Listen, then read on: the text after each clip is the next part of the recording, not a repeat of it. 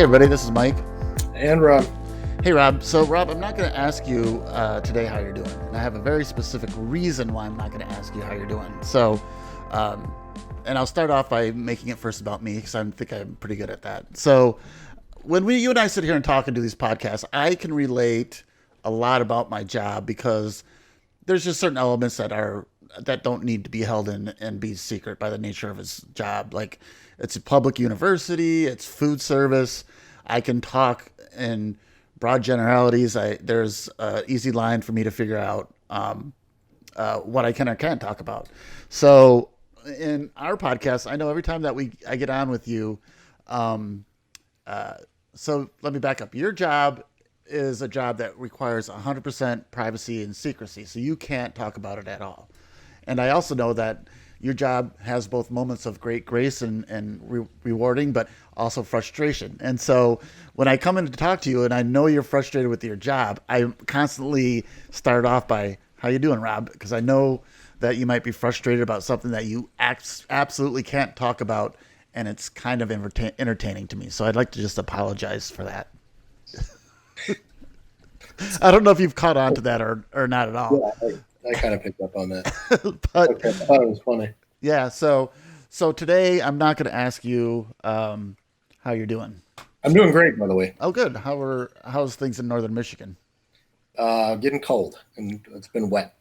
It's been The wet. leaves are starting to fall, and I'm looking forward to trying to find somebody to rake for me. I have, and I think way out of whack or proportion enjoyment of using my leaf blower to blow leaves. Mm-hmm. I think I've been out there every day for the last week. I got a lot of trees, and in the past, I would let it get too far, and it would just be too much. So I'm out there literally every day, and I have 2 batteries, and I can go about an hour and 15 minutes each day. So I'm pretty sure my neighbors are just pissed that I'm out there doing it every day, but I don't care. Yeah, I felt like that way with my leaf blower for a long time, and then now I just feel like it's a huge pain in the ass. Yeah, so that's probably because the difference is I've kind of done a shitty job about it for the last couple of years, and for some reason this fall, we talked way back about all the outdoor projects we were doing in our yard. So I have a whole area that I'm really invested in now that I don't want to turn back into a leafy, swampy mess. So that's part of the reason why I'm really into it right now as well. Okay. So I have another story that I think you'll find entertaining. So you would not be surprising for anybody to know that I have a secret desire that I would love to not be a stand-up comedian because I know I don't have what it takes, but I have a secret bucket list where I've at least all my life wanted to do like one 5-minute open mic night, just find one solid 5-minute set because I'm a huge fan of stand-up, right? Okay. So a few podcasts back, remember we were talking about the Hallmark movies, and it was a very fun conversation. And so at work yesterday, we're having our little huddle, and it's a pre-service huddle to talk about the menu and anything else that's going on. And it sounds like there's like at least 20 people there, and somebody started saying, however it got on the subject, like we got on the subject of Hallmark movies in this little huddle thing for some reason. I don't know why. Like popular topic. What's that? It's a popular topic. It is a popular topic. And so I just jumped on it, and I remembered all the stuff that we talked about, and I started going in and like, let me guess about these movies that you guys think are so great. It starts with a small town girl who moves to the big city and has a successful job but isn't quite happy, and everybody starts laughing, right? And I just start going into all the things that we talked about Hallmark movies. So I ended up doing my 5-minute set, and everybody's laughing really hard. And then now I've been able to purge that. So I've got one more thing off the bucket list. Nice work, man. Yeah, thanks. It's all thanks to you. It's all thanks to you because I've never watched one of those movies in my life. So I used to do improv. Excellent. I have a friend that does that too. Tell me about that. I'm fascinated. So, and it was just like, you could go in. There was a comedy club called Comedy Inferno, I think, that was on State Street in Ann Arbor. Okay. And they would have an improv night, and you could go in, and then they'd bring you up on stage, and you like do the improv stuff. And that used to be a ride. It was a lot of fun, and it's easy because you have to be like quick and like witty Mm-hmm. but you don't have to like memorize a set or anything. You just are responding to the things that are going on around you. So Right. it's like you get that feeling like you're up there on stage doing your bit, but you don't have to like commit or spend any real time doing anything else. And if like after a little while you get into it and you like understand how you're going to feed off other people and how to play the jokes, and it was super cool. I really enjoyed it. Right. And so you don't have to have, plus you don't have the pressure of you being the only one performing, right? You can just step Right. in when. So did you have like, were you a part of a troupe, or they would just say, No. it's improv time, people Yep. come up? It was like Thursdays or something. They would do improv night, and you could just go in there. What was it like the first time that you did it? I'm like, as far as your nerves go. I mean, I don't get nervous. Yeah. I mean, you know me well enough to know that I can just get up there and act like a fool, and it's fine. Um, that said, I mean, it's still like the first. You're like eager, like you're almost too eager to get into something, Hmm. and you're trying too much. The real challenge is tempering yourself and not just blowing it up and like going all Chris Farley up there. Right. Yep, I feel you. Yeah, that sounds like a lot of fun, actually. Yeah, You it's know, cool. we all have that. I don't know. Certainly think you and I have that in it. I have, I have moments of funny as you go throughout life, right? Yeah, And dude. so I don't know. I don't know. I think you're hilarious. Well, I don't know about that. You're a very good straight guy, like you Yeah. know like the foil or whatever they call it. Hmm. Yeah, I try to be. I was thinking about, I'm gonna when what we were talking about at the beginning. I was talking about how you can't talk about your work.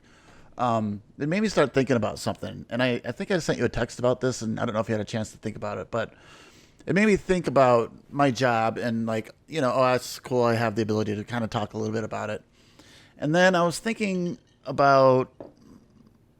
I was thinking more about my job, and I kind of came across this realization of there's something that work has given me that I never expected to give me before, and it's just this sort of little moment of or this thread of happiness that I wasn't expecting in life. So let me explain what I mean. Like I work as we know, in a food service at U of M, and so I've been lucky. I've been there for 9 years now, and I've been in the same building for 9 years.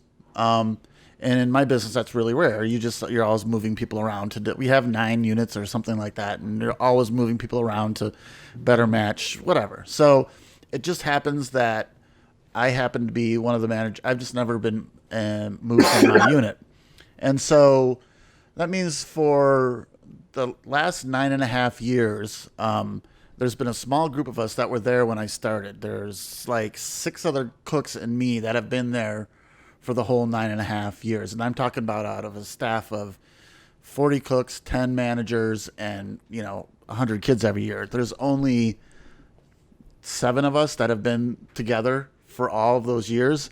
And so I was kind of thinking about, because I was joking around with a couple of them the other day, and I started thinking about, I never really stepped back and thought about how much meaning that has brought to me. And it's something I was never expecting, how I have this great group of a different family that have been through the entirety of the unit that I'm in, and where, as you can imagine, in food service, there's managers and cooks and all that coming on, and there's probably been 600 just cooks and well, not that many, but a couple hundred Yeah, over the decade. And there's only been like the 6 or 7 of us that have been there. And I just started realizing, like how deeply I just kind of care for these people on an individual level. And like how much just having them every day in your life can actually just brings you a nice amount of joy and happiness that you never would expect in that kind of situation. And, like you're able to communicate, like we just know each other.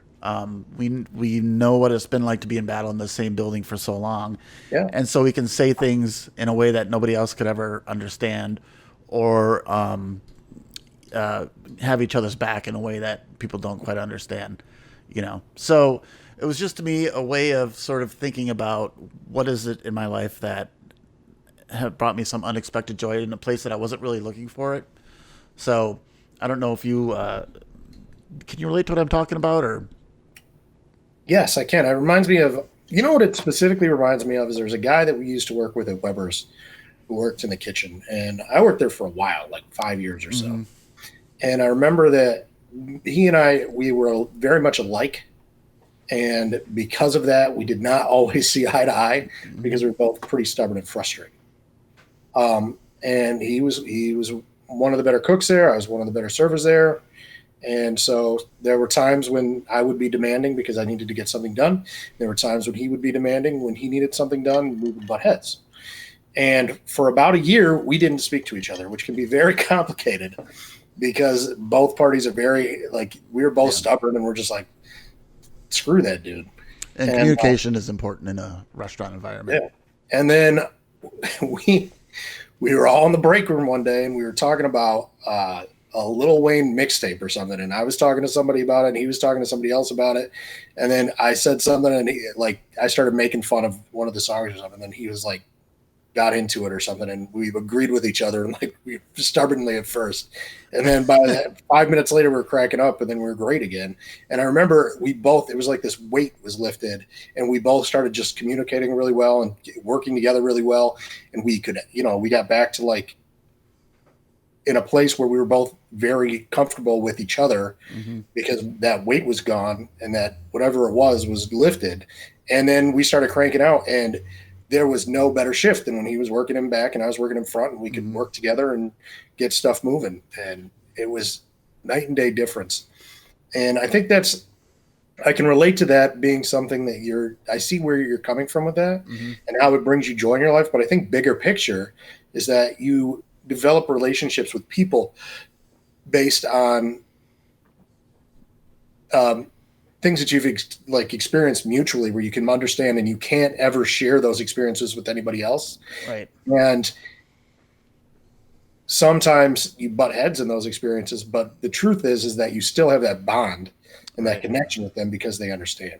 As far as little things that bring me joy, I found that I really enjoyed making stuff with my hands, like zoning out, putting music on, and just doing things.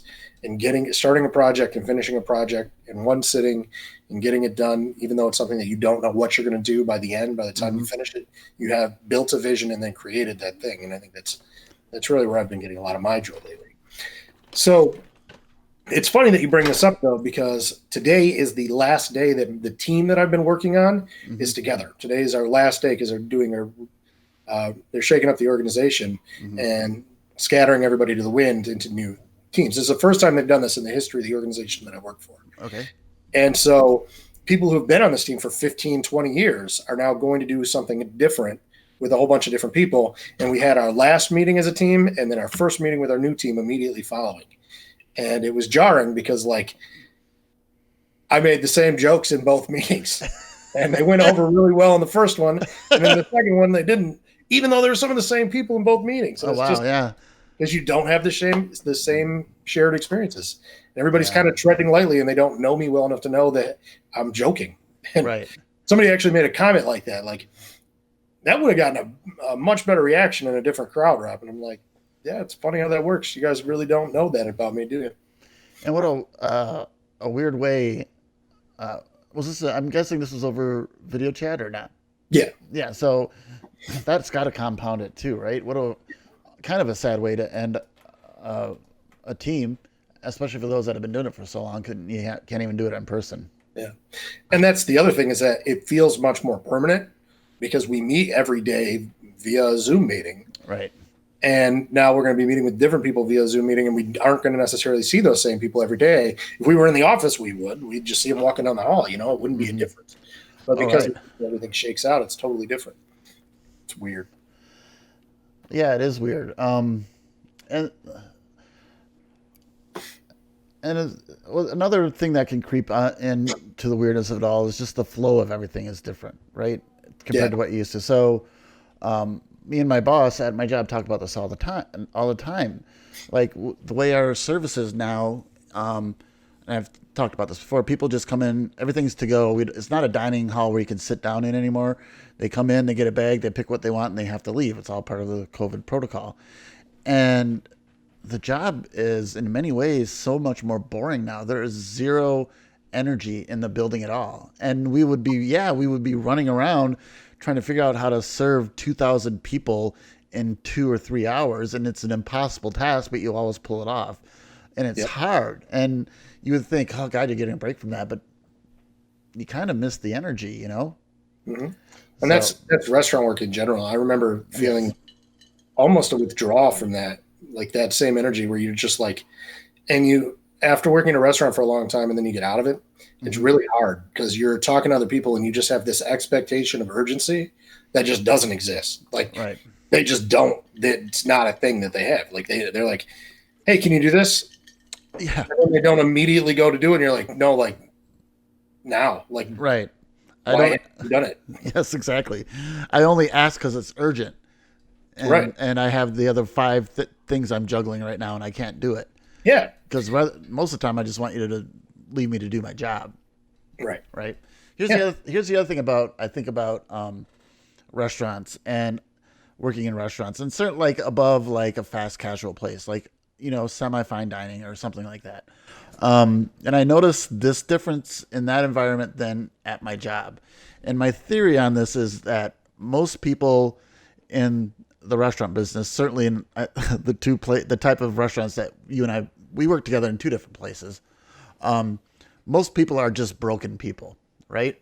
Mm-hmm. In that business of restaurant business, waiting tables and cooks, out in the real world, they're mostly broken people, and we tend to attract to each other, to the broken people. Does that make sense? Yeah.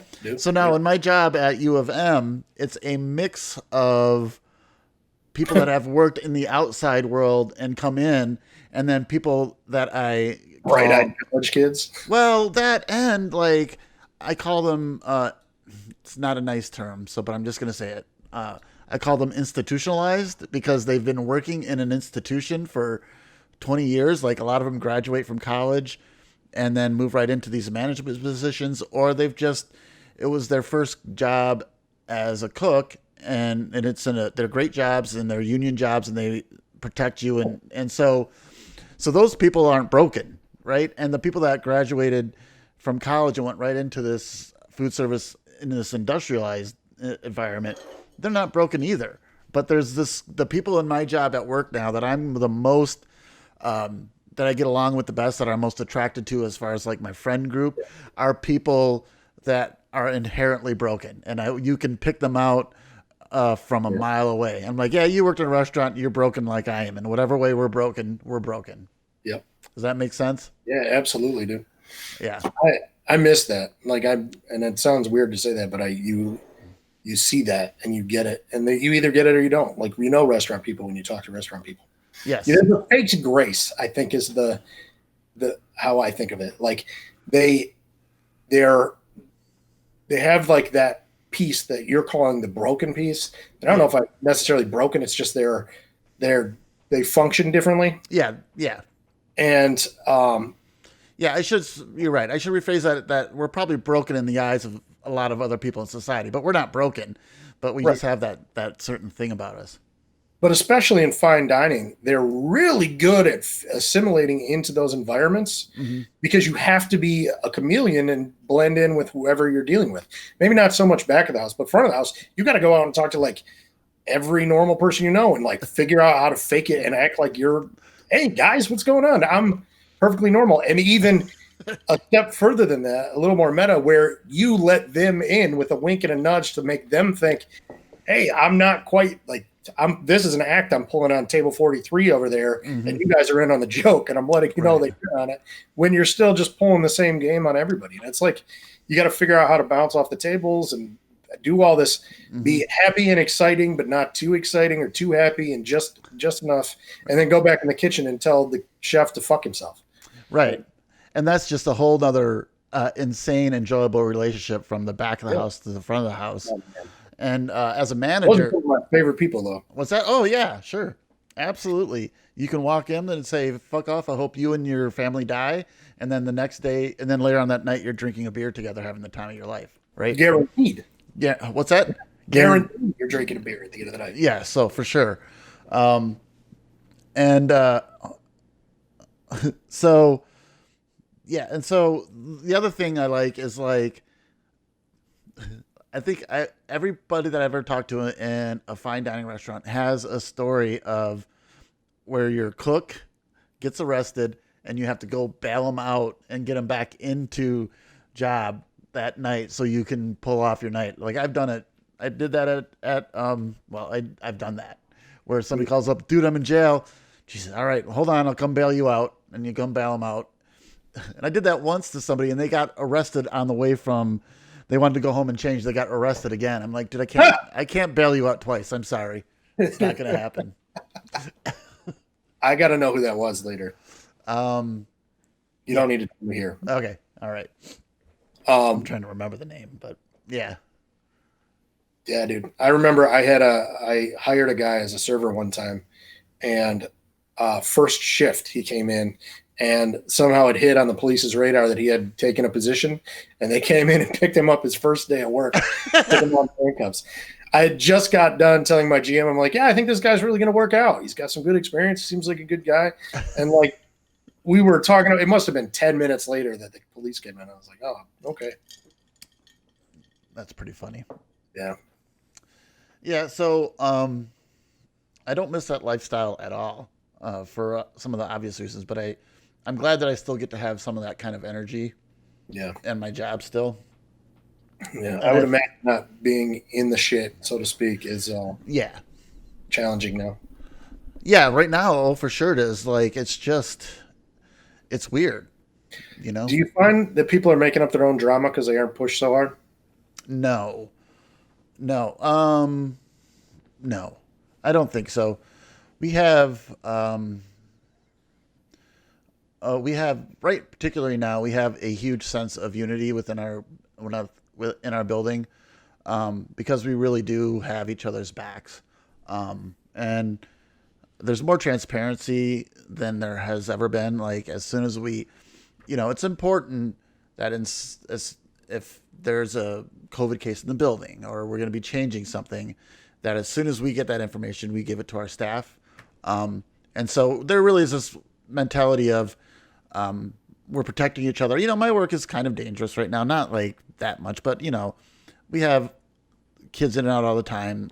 There's been a little bit of an explosion of COVID on campus, and there's people in our, there's people in our building that live in the building that, every 1 or 2 days we get a notification that another kid has COVID and has been taken off to isolation, all that kind of stuff. So, and in our cook staff, we have older population with some, everybody has some health issues and things like that. So it's really sort of more of an environment of taking care of each other. So everybody's jobs, I think, in some ways might be easier across the board, but instead of like stirring up drama right now, we're sort of more just like trying to take care of each other. So yeah, I get that. Yeah. So now if this change was outside of the last 7 months, then yeah, I'm sure there'd be a lot more drama. Like in general, in the restaurant business, in food service business, when it's slower, you miss more stuff and make way more mistakes than if it's busy. Yeah. It's so much easier. Yeah. It's so much easier, because the chaos that everybody else sees, is an organized chaos in what you're doing. And so, yeah, it's so much easier to make a mistake when it's slow in food service than when it's busy. Yep. So, but there's also a lot of aspects of it that I wouldn't miss, Miss a cash. Yeah, that was, it's funny when you're, food. Huh? I miss the cash and the food. Cash and the food, right? For sure. Yeah, because both places we ate, or both places we worked, like Weber's had that nice, they had that little buffet for employees every day. And then, what's that? Just about all day, every day. Yeah, it was just always there. And then, of course, the Earl, the food at the Earl is crazy insane, right? Yeah. Yep. So. And the beer. Yeah, well, I don't miss the hard lifestyle that's associated with the restaurant business either. You're much better about it than I am.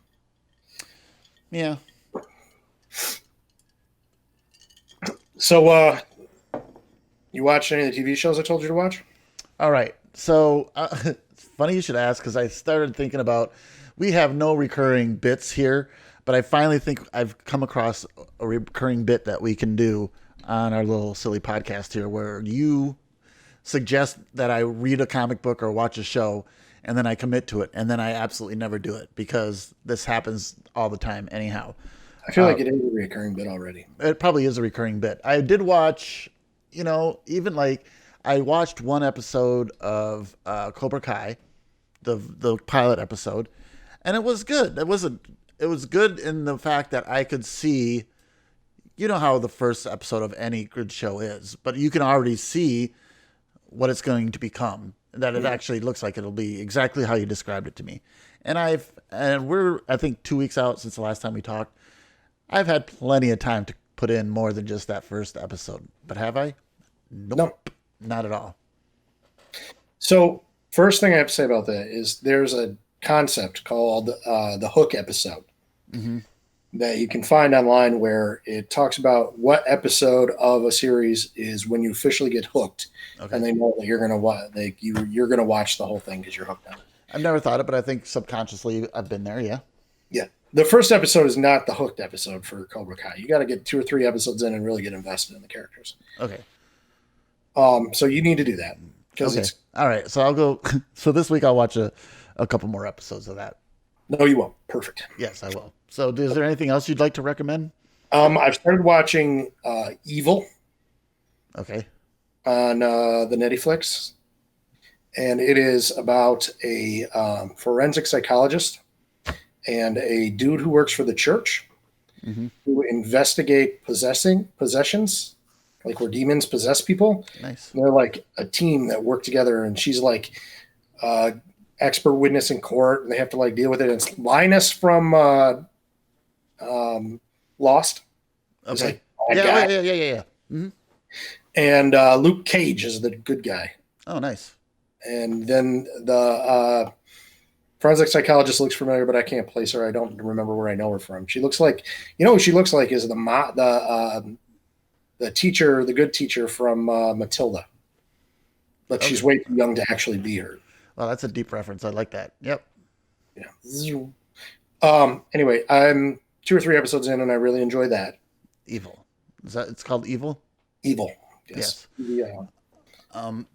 My wife and daughter are watching Succession on Showtime or HBO Max.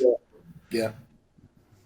I don't know. I can't my daughter my daughter graduated with a film and media degree. And so she's like really good at this stuff and she loves that show and my wife likes it. I just think it's really bad. I don't know why.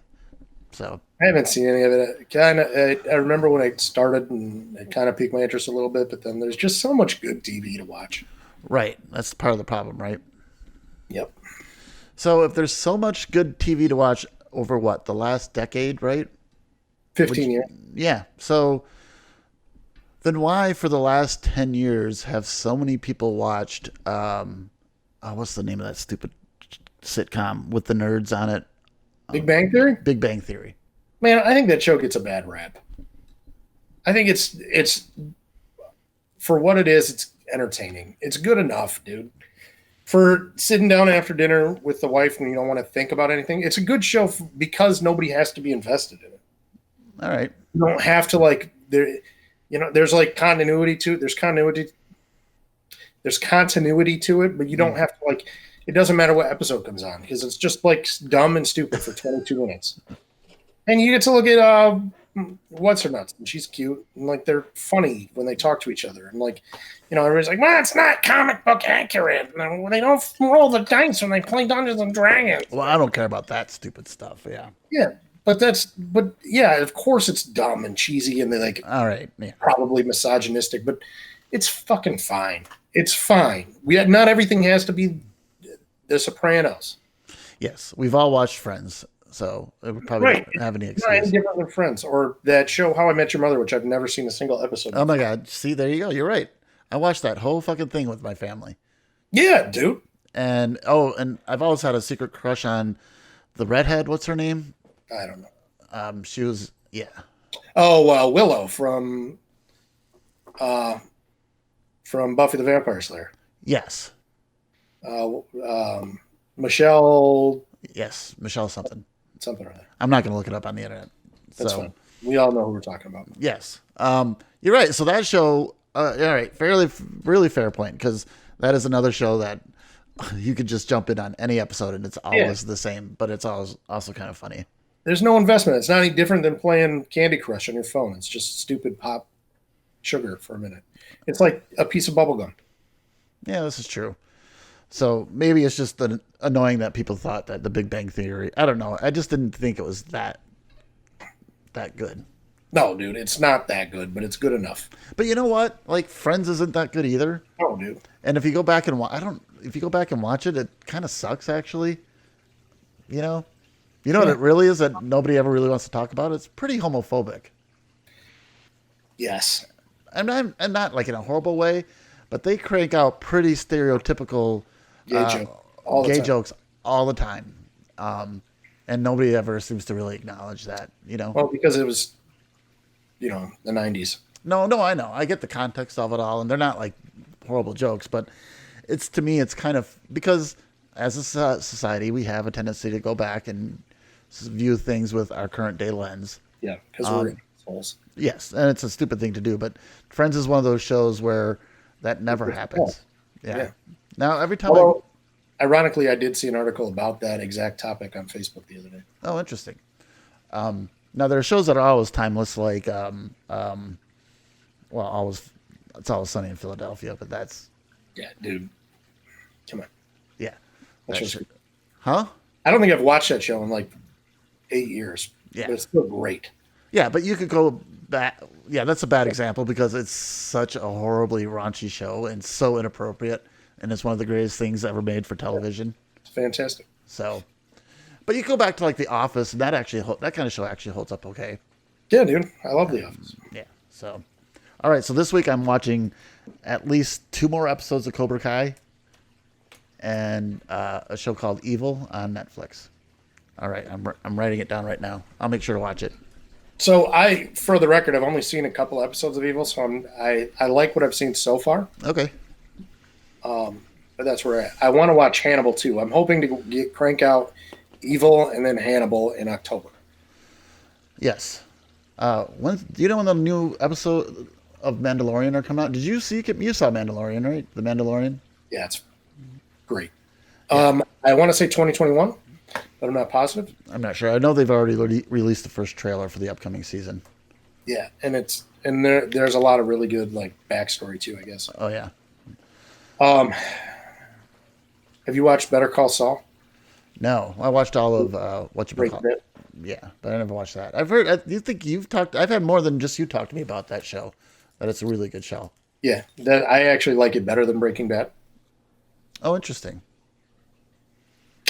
Might be because I'm a contrarian, though. I don't know, maybe, but it's good. I know I've been telling you to watch The Wire for as long as I've known you. Is that's the HBO prison drama series, right? Oh, that's House. The Wire is their police drama about Baltimore drug trade. Yeah. I have watched. My wife watched that, so I've jumped in and out of that, but I don't. Yeah. What else is awesome? Yeah, I'm just really bad at it. I'm sorry. It's fine, dude. I don't give a shit. No, I know. I bought a new. Would you be surprised that I probably bought a couple more technology toys in the last couple of weeks since we talked? I'm floored. You're floored, huh? Sega Genesis, I know. Yeah, I know. Yeah, that one's been one of the funner ones. I just got NHL 94 in the mail the other day. So if you're in Ann Arbor, now you have to stop by. Rob is often in the same town that I am in, but because are people from both sides of your family here or just your side of the family? Both sides. Right. So whenever Rob is in Ann Arbor, like we have more time virtually than we'll ever have in person because I'll probably like, hey, I'm going to Ann Arbor this weekend, and I'm booked from 9 p.m. Friday till 3 p.m. Sunday, so I'm not seeing you, but I will wave as I drive by your house. Yep. So, but maybe this would be an incentive for you to stop by now that I have a Sega with NHL 94 in it. Yeah, dude, NHL 94 will get me to your house a lot faster than talking to you about. Yeah, well, okay. Yeah, well, that makes sense, too. I was just down there last Saturday. Yeah, how was it? It was amazing. We got beer and then moved furniture and then came home. Yeah, how was the last time we talked to your family? Your family was, or your brother-in-law and sister-in-law, right? And their two kids, yeah. We're They moving into a house after living with you for a bit. We got the last of their stuff out of the house on Wednesday. So probably nice, but also missing a little bit of energy. Yes. Yeah. It's funny how those things work out like that, huh? Yep. It's okay though, because they're right down they literally moved 2 blocks away. Oh, that's great, man. So yeah, they're close enough where anytime we can do stuff and far enough away where I don't have to run into them by accident mowing the lawn, Yeah, I feel you. Cool. Well, it's that time of the year. The leaves are falling. How are they looking up by you? They look gorgeous because they haven't fallen out of the tree yet, but it rained this morning and I haven't looked since. Yeah, I know. It's that I know it's that one time in Michigan where it's just apps like this. Actually, the last 3 weeks have been absolutely amazing because the weather's been nice. The leaves are changing, and then you're like, oh, I love Michigan, and then we're about to enter the dark times. Yeah, which is like 8 months. Yeah, exactly. And Murder. I don't know if people understand that it's not just the cold and the occasional snow, or sometimes a lot of snow. It's that in Michigan, because of Lake Michigan, we never see the sun for like 6 months. And it's, yeah, Yeah, dude. because there's like snow and the bright sunshine is a beautiful thing. You just actually don't get that much in Michigan because it's always freaking cloudy. It's much more likely that there are going to be wet piles of gray goo all over everything. Exactly. Yep. Well, all right, Rob. It's always nice to talk to you, my friend. Absolutely, brother. And I'll see you next time. All right. All right.